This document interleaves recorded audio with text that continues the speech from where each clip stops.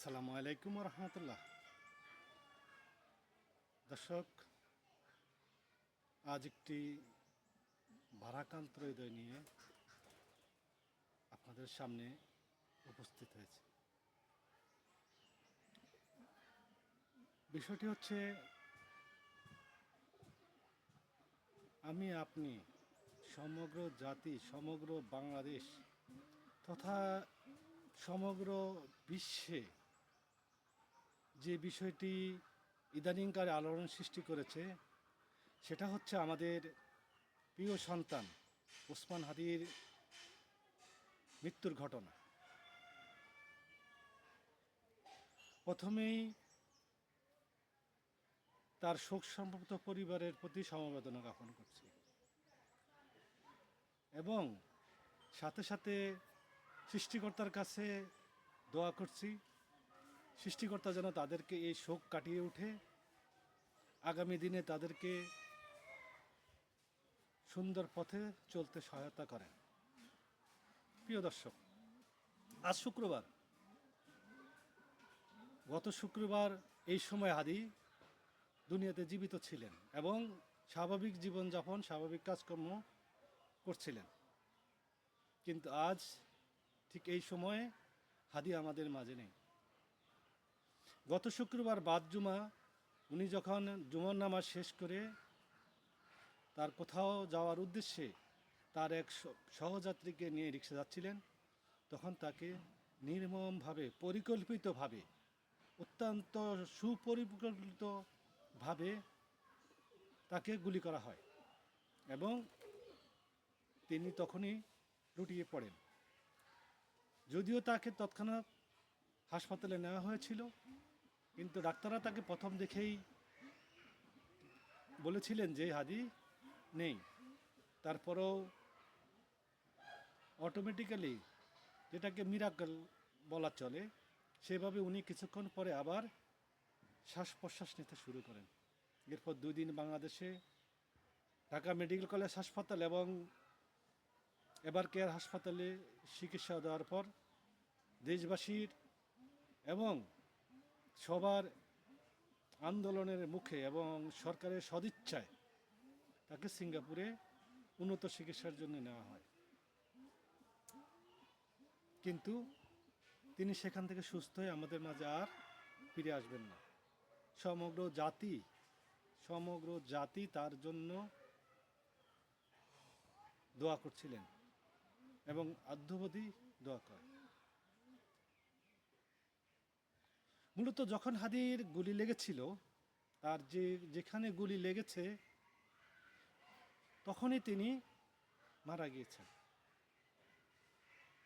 যতটুকু সময় সে শ্বাস নিয়েছিলেন, এটা তার ব্রেনে সঞ্চিত ইচ্ছা শক্তি, জাতির প্রতি ভালোবাসা, বাঁচার ইচ্ছা থেকেই ততক্ষণ শ্বাস প্রশ্বাস নিয়েছিলেন। কিন্তু একসময় তার সেই ব্রেনও হার মানে, বলতে তার ব্রেন ক্ষতিগ্রস্ত হয়, যেখানে চিকিৎসা বিজ্ঞানের এই যুগেও সম্ভব না।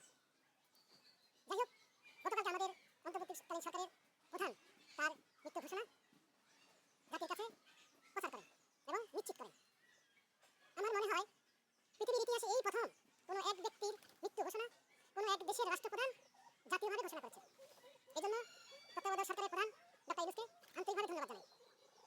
প্রিয় দর্শক, আমার বলার ভাষা নেই, আপনাদেরকে বোঝানোর ভাষা নেই যে হাদি এই জাতির জন্য, এই দেশের জন্য কতটা গুরুত্বপূর্ণ ছিল। তার আন্তরিকতা, তার ভালোবাসা, দেশপ্রেম, স্বচ্ছতা, সততা পুরো জাতিকে সে মুগ্ধ করেছিল এই সামান্য কিছুদিনের মধ্যেই। সে হয়ে উঠেছিল একটি পাড়াগাঁয়ের ছেলে থেকে একটি জাতীয় নেতা, প্রতিবাদী নেতা, প্রতিবাদী কণ্ঠস্বর।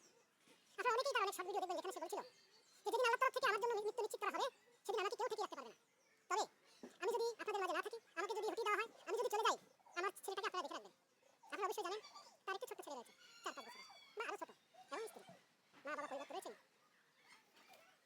তো সর্বোপরি আমার বিশ্বাস, বর্তমান সরকার এবং এই জাতি তার কথা রাখবেন, তার পরিবার এবং সন্তানদের প্রতি সদ্ব্যবহার এবং তাদের ন্যায্য পাওনাটুকু তাদেরকে দেবেন।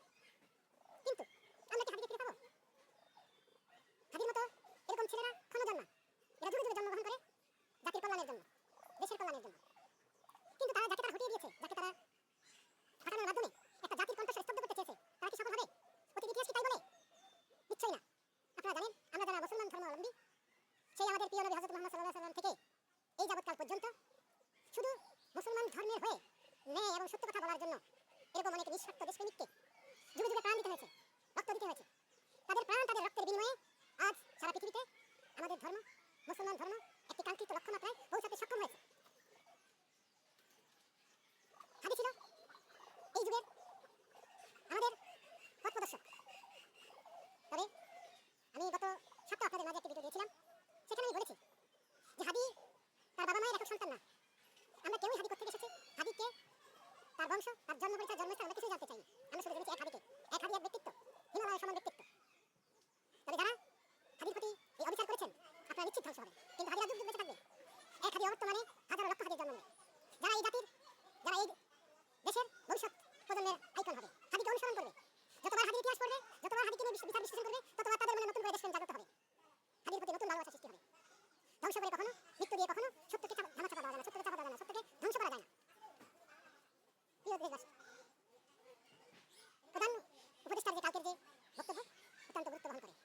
আমি যেটা প্রথমেই বলেছি, একক ব্যক্তি হিসেবে সারা পৃথিবীতে আমার মনে হয় এটাই প্রথম, যার মৃত্যু ঘোষণা একটি দেশে রাষ্ট্রপ্রধান দিয়েছে, যার জন্য রাষ্ট্রীয় শোক ঘোষণা করা হয়েছে, যার জন্য সরকার প্রধান থেকে সমগ্র ধর্মীয় ঘোষণালয়, হিন্দু, মুসলমান, বৌদ্ধ, খ্রিস্টান সকল জাতির সকল ধর্মীয় ঘোষণালয় আজ শুক্রবার দোয়া করার জন্য উনি বিনীতভাবে অনুরোধ করেছেন।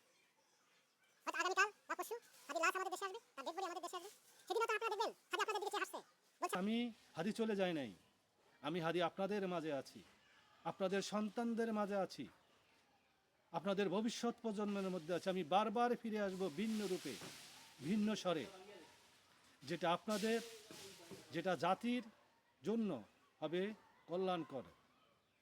যখনই কোনো বহিঃশক্তি, যখনই কোনো স্বৈরাচারী শক্তি এই জাতির উপর চেপে বসতে চাইবে, এই জাতিকে ধ্বংস করতে চাইবে, হাদীরা বারবার আসবে ভিন্ন রূপে। হাদী বলবে সেই হাসি হেসে, আমি বীর চির অন্যতম মশির। সেই আওয়াজ হয়তো দেখবেন যেদিন হাদীর লাশ এদেশে পুষবে, লাখো কোটি জনতা এই বাংলাকে সেদিন হাদীময় করে তুলবে, বাংলা হবে সেদিন হাদীময়।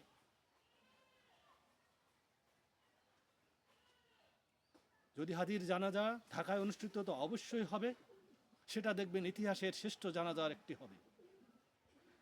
তাই সর্বোপরি আপনাদেরকে বলবো, এখনও যারা ভিন্নভাবে, ভিন্ন পন্থায় দেশের ক্ষমতা, রাষ্ট্রীয় ক্ষমতা, আমাদের দেশকে দখল করার, আমাদের স্বাধীনতার সার্বভৌমত্বকে দখল করার, ধ্বংস করার, নষ্ট করার পায়তারা করছেন, তারা হাদীর সেই চেহারা, হাদীর সেই কণ্ঠস্বরগুলি বারবার শুনবেন। যতদিন হাদীরা এই দেশে আসবে, আপনাদের কোনো পরিকল্পনাই সফল হবে না, ধ্বংস আপনাদের জন্য অনিবার্য।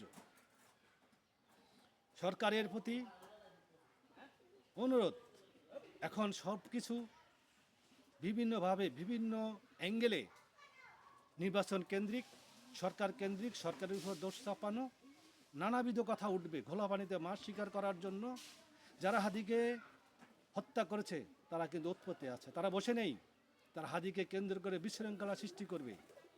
যেমন গতকাল রাত ডেইলি স্টার এবং প্রথম আলো, এই দুটি পত্রিকার অফিস গতকালকে ধ্বংস করা হয়েছে। খোঁজ নিয়ে দেখবেন এখানে কেউ হাদীর সমর্থক ছিল না।